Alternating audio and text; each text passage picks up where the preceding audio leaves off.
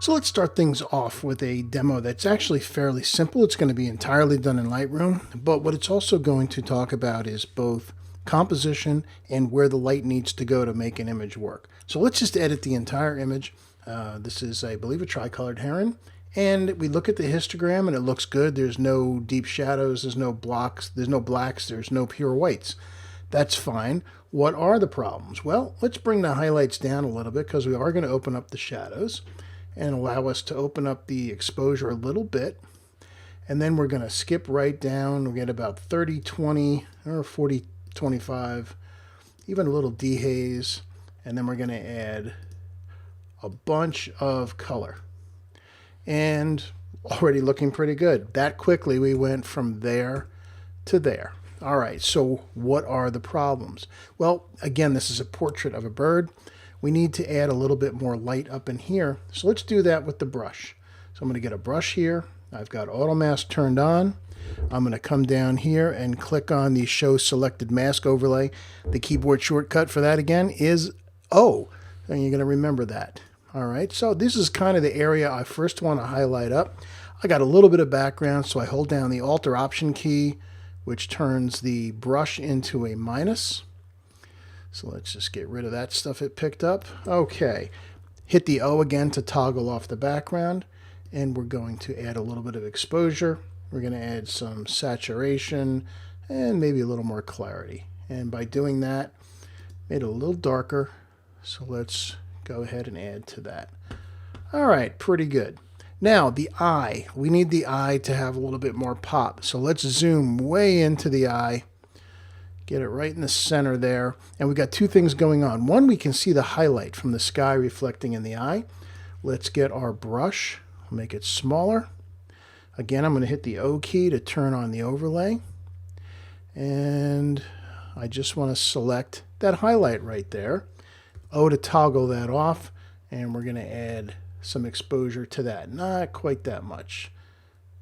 About like that. And then we're going to click on New because we want to take the remainder of the red of the eye. Again, O to turn on the overlay. We got a little bit of the middle there. We'll get that off. And O to toggle it off. Now in this case, we're going to do a couple of things. We're going to add a bunch of saturation to that red. We're going to increase the exposure a little bit. Let's bring that up a little. And then we're also going to turn down the noise. There's a little bit of grain in the eyes, probably a little bit too much. And just to do that, it looks pretty good. Now, while we're here, we can see that with the amount of sharpening and texture that's been added to the image, there's a fair amount of grain now in the background. So what we're going to do is go to Detail. And I am going to sharpen it. But I'm going to hold down the Alt key, click on the masking slider, which turns everything white, and drag it to the right until just the borders of the animal are in white. Only that's going to get sharpened. And then while we're here, I'm going to add noise reduction to get this background to clean up a little bit. And it takes a second before it kicks in. And there it goes. All right. So that's looking pretty good. We got rid of a lot of our noise. In fact, as I look at this, I think the entire image could use a little more both vibrance and saturation. Yeah, let's give it a little more pop. Okay, so the eye looks good. The animal looks good, nice and sharp. Got a nice out of focus background. What else is the problem? Well, compositionally, the bird is fighting with this tree over here. So we've got to crop some of that out. Also need to bring it down a bit. So let's get our brush again. Let's get a nice big brush, hit the O again so we can see what we're doing, and we're just going to paint all the way down this thing. We basically want to select pretty much the entire thing. You can leave the deep shadows alone. They don't matter if they're selected or not. Even if we go into the background a little bit, that's okay. O to toggle that off, and in this we want to bring the exposure down a bit. Yeah, something like that. So now we can see, look at how much more the animal pops out. It looks more three-dimensional now. Let's just make sure we're getting in there. All right, so I think we can hit done on that.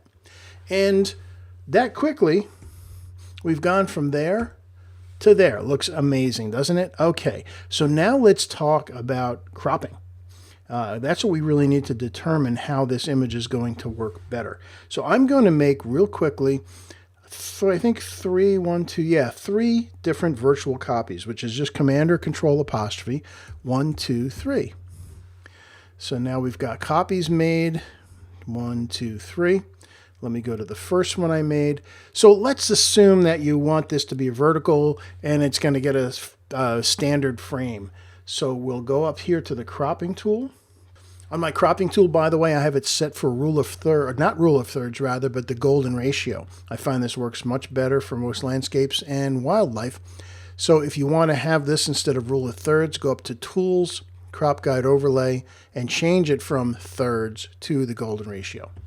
All right, so if I want a standard frame, I can click where it says Original and say, well, let's say this is going to be an 8 by 10.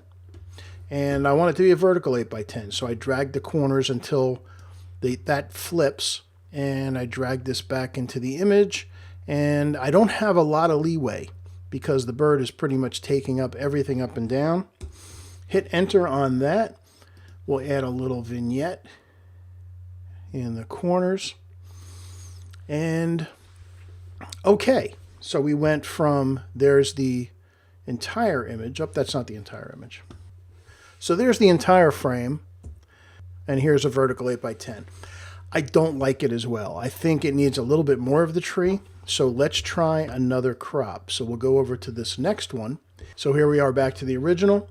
Let's try a square crop. I think a square might work on this. So I'm going to go up to original, choose 1 by 1, and there's our square. I can just move this in. I think maybe about right there. Maybe we'll take a little bit off the top. And I'm liking having a little bit more of the weight of the tree in there. We'll hit done with that, add our vignette. And I think I like that better. In fact, I'm going to do one other thing to add even a little bit more to the animal.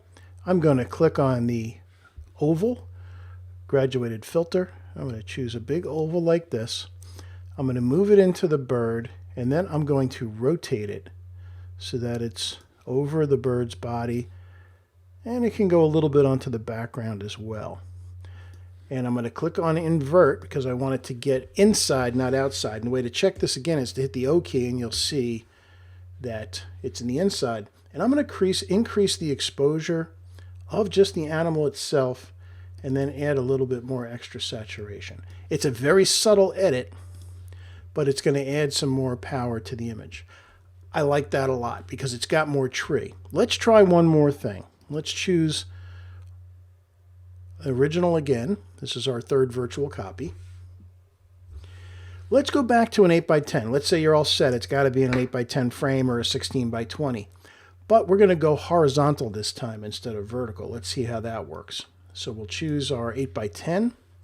And that is an 8 by 10 horizontal. Need to come down a little bit off the top. And I'm thinking maybe something about like that. Now we need to back off a little bit because we can't have the bird too close to the edges of the frame.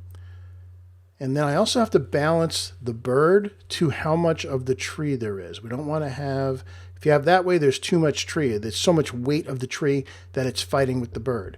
By bringing it over this way and having more bird than tree, just physical weight in the frame, that works a lot better. So there's an 8 by 10. Let's go ahead and add our vignette to that. And I'm liking that too. So I think really what it comes down to for this particular edit is the 8 by 10 horizontal or the square. They both work. It's really a personal preference at this point. It depends on the frame. Square is a common frame, as is 8 by 10. I like them both. Depends on the space that you had in mind. In this case, I don't think the 8 by 10 format vertical works because it doesn't give the bird enough room to live. There's kind of too close to the edge, and we were stuck with that because of the constraint of how big the bird was in the frame. But really, again, very quickly done. I'm going to choose what I think were the winners, which were these three. So let's take a look at the original. There's the square, and there's the 8 by 10 horizontal. Not sure which one I like best. I think I'm leaning towards the square, but again, that's personal preference. I just wanted you to see how quick and easy it can be to do a fairly powerful edit to an image. And then you can do your crops after the fact in Lightroom and sample a bunch of different ones so you can pick the one that's going to work best for your needs.